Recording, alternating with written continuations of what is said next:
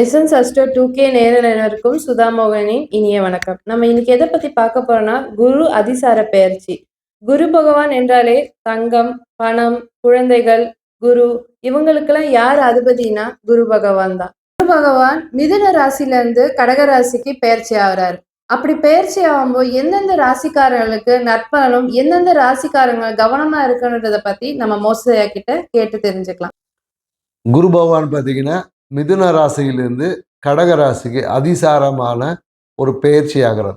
இந்த பெயர்ச்சியின் வழியாக ஒவ்வொரு ராசிக்காரர்களும் என்னென்ன நன்மைகளை அடைய போறாங்க, எந்தெந்த இடத்துல கவனமாக இருக்கணும், எந்தெந்த இடத்துல தன்னை சரி பண்ணிக்கணும் அப்படின்றத. ஏன்னா குரு பகவான் பார்க்கக்கூடிய விஷயங்கள் எல்லாம் பார்த்தீங்கன்னா மிகுந்த நன்மை. ஏன்னா குரு பார்த்தா கோடி நன்மை. ஸோ அப்போ குரு பகவானுடைய எந்தெந்த பாவங்கள் உங்கள் ராசியை பார்க்குறாரோ அந்த பாவங்கள் எல்லாமே மிகுந்த நற்பலனை கொடுக்கும். அதே குரு பகவான் இருக்கக்கூடிய இடம் ஏதாவது ஒரு பாவத்தை உங்கள் ராசிக்கு எத்தனாவது இடத்துல இருக்காரோ அது சார்ந்த ஒரு அழுத்தம் என்பது கண்டிப்பாக ஏற்படும். ஸோ அது ஒவ்வொரு ராசிக்கும் என்ன மாதிரியான மாற்றங்கள் நிகழப்போகுது, யார் யாருக்கெல்லாம் சுப நிகழ்வு நடப்போகுது, எந்தெந்த விஷயத்தில் நம்ம கவனமாக இருக்கணும் அப்படின்றத தான் நம்ம ஒவ்வொரு ராசிக்காக பார்க்க போகிறோம்.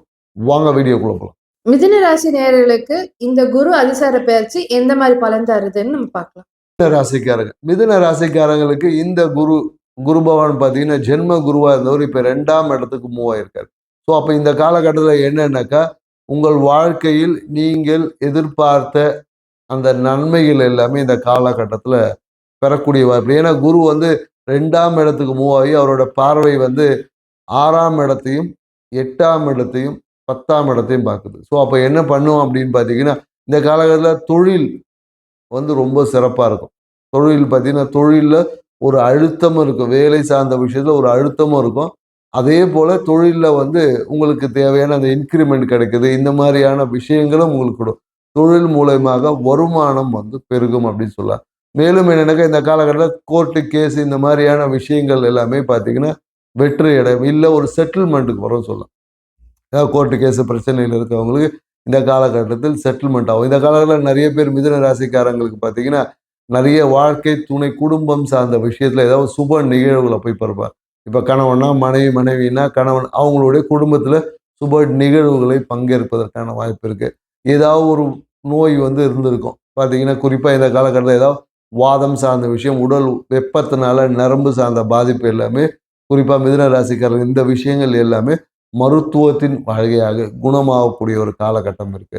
ஸோ அதனால என்னன்னாக்கா இந்த காலகட்டம் மிதுன ராசிக்கு மிக அற்புதமான ஒரு காலகட்டம் சொல்லலாம். ஆனால் என்னன்னாக்கா இந்த காலகட்டத்தில் மிதுன ராசிக்காரங்களுக்கு பணம் கேட்டு நச்சரிப்பாங்க. யாராவது உதவி பண்ணுங்க, இதை பண்ணுங்கன்னு சொல்லி சொந்தத்திலேயே ஒரு அழுத்தம் என்பது இருக்கும்.